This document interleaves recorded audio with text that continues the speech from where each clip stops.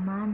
Di sini saya akan menjelaskan materi tentang fungsi tulang belakang, komposisi tulang belakang, dan spinal refleks. Berikut penjelasannya. Yang pertama, fungsi tulang belakang. Tulang belakang merupakan suatu bagian dari rangka aksial manusia, dikenal sebagai tulang punggung. Tulang belakang berkonsekuen untuk melindungi kanal dan sumsum tulang belakang. Tulang belakang terbagi atas 3 bagian. Yang pertama, bagian tulang belakang merupakan membentuk huruf S. Yang kedua, bagian servikal atau toraka, berbentuk seperti cekung. Yang ketiga, bagian lumbar, yaitu berbentuk seperti cembung. Ketiga bagian tulang belakang ini memiliki 33 ruas tulang individual dan dikelilingi oleh otot-otot yang kuat, saraf yang berhubungan pada bagian tubuh lainnya. Selanjutnya, seluruh 33 ruas tulang individual terbagi ke dalam 5 kelompok. Yang pertama, 7 ruas di wilayah pada segmen servikal, 12 ruas tulang di wilayah segmen torakal, 5 ruas tulang terletak di segmen lumbar, sedangkan 9 ruas tulang lainnya antara 5 ruas tulang berada di sakrum dan 4 ruas tulang pada kongki. Di dalam tulang belakang terdapat sumsum tulang dan jaringan saraf yang beroperasi dari tengkorak hingga punggung bawah, merupakan semua bagian dari sistem saraf pusat. Sepanjang tulang belakang terdapat buka tempat keluarnya cabang saraf untuk menyampaikan pesan antara otot dan otak. Selanjutnya, struktur tulang belakang. Yang pertama, vertebra. Vertebra ini adalah tulang yang bersatu dan membentuk sebuah saluran yang melindungi kordal spinal. Tulang servikal terdiri dari 7 vertebra kecil yang dimulai dari dasar tulang tengkorak dan berakhir di bagian atas dada. Tulang servikal terdiri dari 12 tulang vertebra yang dimulai dari dada bagian atas dan tersambung dengan tulang yang lebih besar. Tulang sakrum atau coccyx atau tulang ekor membentuk bagian yang paling bawah dari tulang belakang dan bersatu dengan tulang pelvis melalui sendi sakroiliaka. Korda spinal ialah perpanjangan dari otak dan berjalan melewati bagian tengah dari masing-masing vertebra yang mempunyai rongga untuk menolong korda spinal dan saraf spinal. Cabang saraf keluar dari korda spinal melalui foramina pada vertebra dan membawa sinyal antara otak dan otot. Selanjutnya, korda spinal berakhir di antara tulang lumbar yang pertama dan kedua pada punggung bawah dan berjalan sebagai akar saraf yang disebut dengan cauda equina yang bentuknya sama seperti ekor kuda. Kedua, otot dan ligmen, yaitu memberikan bagian stabilitas bagi tulang belakang tubuh bagian atas. Ligmen yang kuat khususnya terletak di punggung bawah, menghubungkan tulang vertebra dan membantu posisi yang lebih baik dan benar. Selanjutnya, diskus intervertebralis, yaitu berbentuk pipih dan bulat dengan ketebalan sekitar setengah inci. Diskus ini terdiri dari 2 komponen.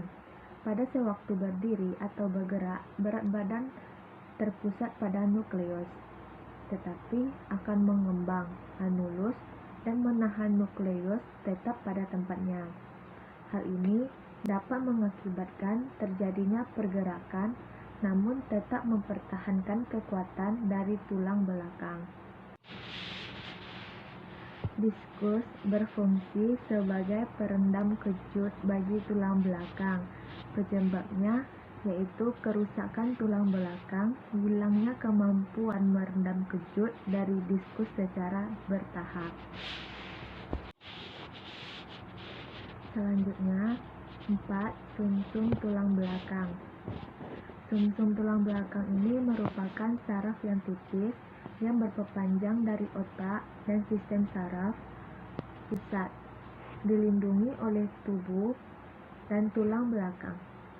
Memiliki fungsi yaitu dimasukkannya transmisi antara stimulasi perifer dan otak untuk mengatur refleks sumsum tulang belakang, termasuk gerakan refleks dari mata dan hidung. Selanjutnya, fungsi tulang belakang. Fungsi tulang belakang itu yang pertama sebagai penopang tubuh. Bagaimana cervical bertanggung jawab untuk menopang bagian tengkorak, bagian toraks bertanggung jawab untuk memberikan kekuatan dan stabilitas pada tubuh.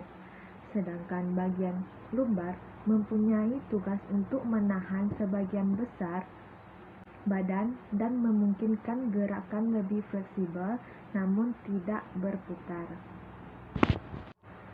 Yang kedua, membuat tubuh lentur dan fleksibel dalam bergerak. Untuk membantu tubuh bergerak lebih lentur dan fleksibel seperti membungkuk, merenggang, berputar, dan bersandar. Namun, bagian tulang belakang cervical bertanggung jawab untuk mendukung pergerakan kepala dan leher, sebab terdapat kombinasi untuk kedua tulang atas.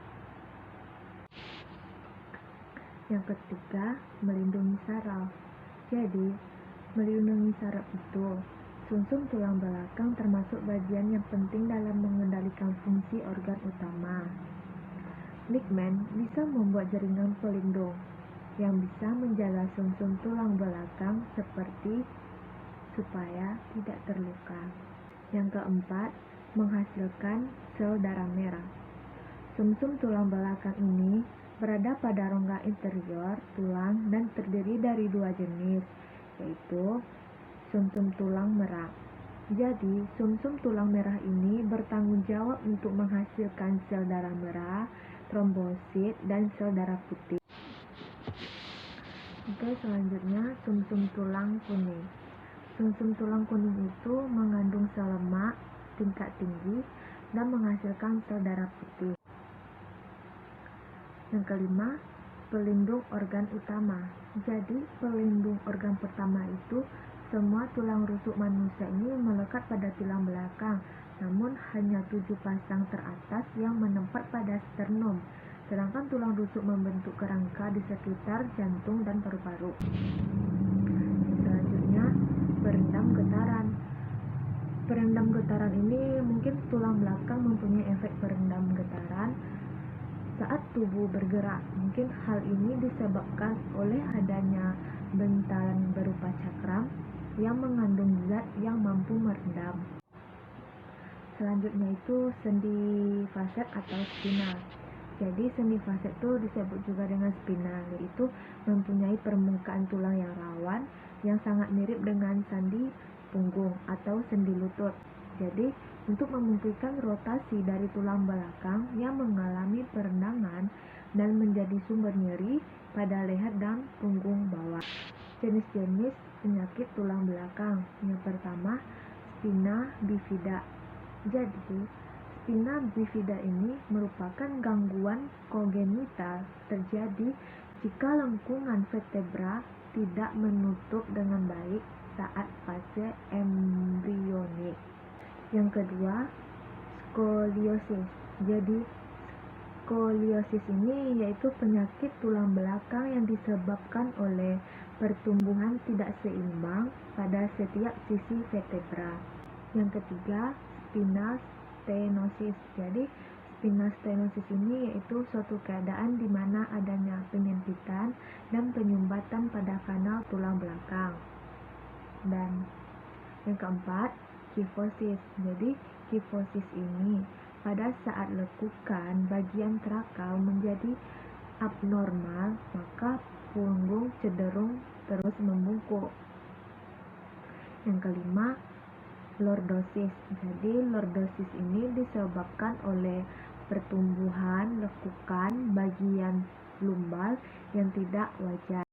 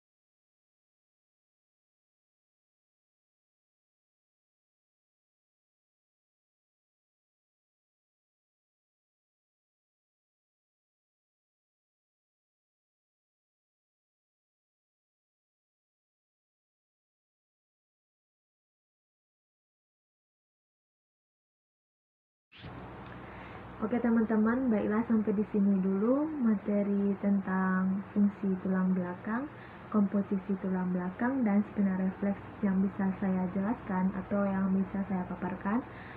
Jika ada kata saya yang salah, mohon dimaafkan. Wassalamualaikum warahmatullahi wabarakatuh.